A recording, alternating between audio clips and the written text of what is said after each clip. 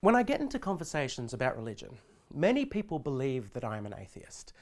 And that's kind of true. But the way I like to express my relationship with faith is to say, I don't believe in God, but I do believe in Jesus. And to some, that might seem contradictory. So let me explain. When it comes to the Bible, there are a lot of things that I cannot accept. You know, I went to an Anglican school. I'm very familiar with the text, but I can't accept the supernatural. Gods, talking snakes, heaven, hell, devils, dragons, unicorns. I can't. I also don't believe in miracles, except fucking magnets. How do they work? But what I do believe is that Jesus existed.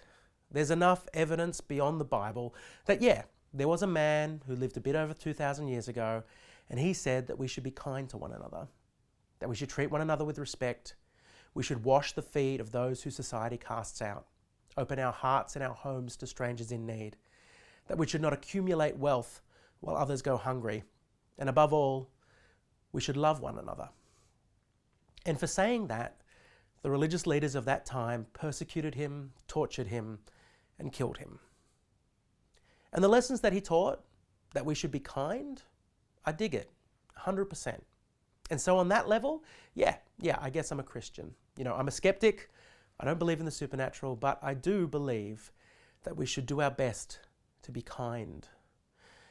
And there are a lot of people at the moment with quite large profiles who call themselves Christians who are not, in my view, kind people.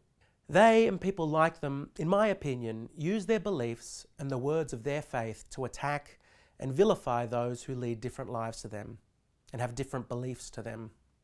And for the last few years, it's been LGBTQIA plus people who've copped the brunt of it, particularly during the marriage equality debate.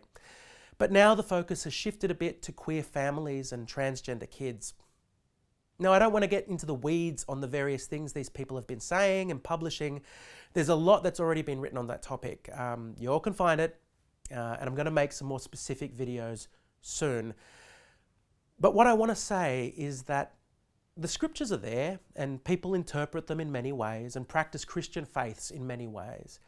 And people have the freedom to do that. But for me, it seems these people's actions and words are anathema to the teachings of Jesus Christ.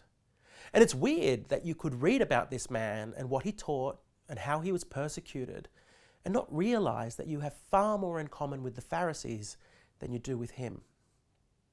You know, we're having this big religious freedoms versus LGBT plus people debate right now.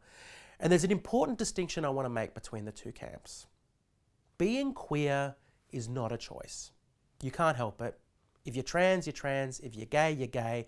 It's who you are. You don't have a choice. You do have the choice to hide that part of yourself, but you can't choose your sexuality or gender identity. And hiding it generally leads to a very unhappy life. Religion, however, is a choice. And it's quite important that it's a choice. It's belief. It's faith. It's a relationship that you willingly enter into, and in many cases through ceremonies of confirmation. You say that this is a doctrine of behavior and these are ideals that I believe in. And by that logic, faith cannot excuse you from the consequences of your actions. If your faith teaches you to act like an asshole, you're still responsible for being an asshole. There's a good maxim that's attributed to numerous people that says, your freedom to swing your fist ends at my nose. And I think that's important to keep in mind as this debate moves forward. Your right to practice your religion does not and should not grant you the freedom to harm me, attack me, or vilify the people I care about. Anyway, that's probably enough for now. I'll have some more to say on the topic over the next couple of weeks. Please leave comments and continue the discussion in the space below. Also, Facebook is rolling out a new thing where you can become a page supporter. Basically, you hit the Become a Supporter button on my page and agree to pay me $4 a month, the price of a Sydney cup of coffee. And you get a special badge when you comment on the page, discounts on tickets to my live shows and on merch I'll be releasing soon, as well as access to some supporter-only content. But most of all, you'll be helping me out to make more videos and buying more Sydney coffee. So think about it. Thank you for listening. Please be kind to one another. Fucking magnets, how do they work?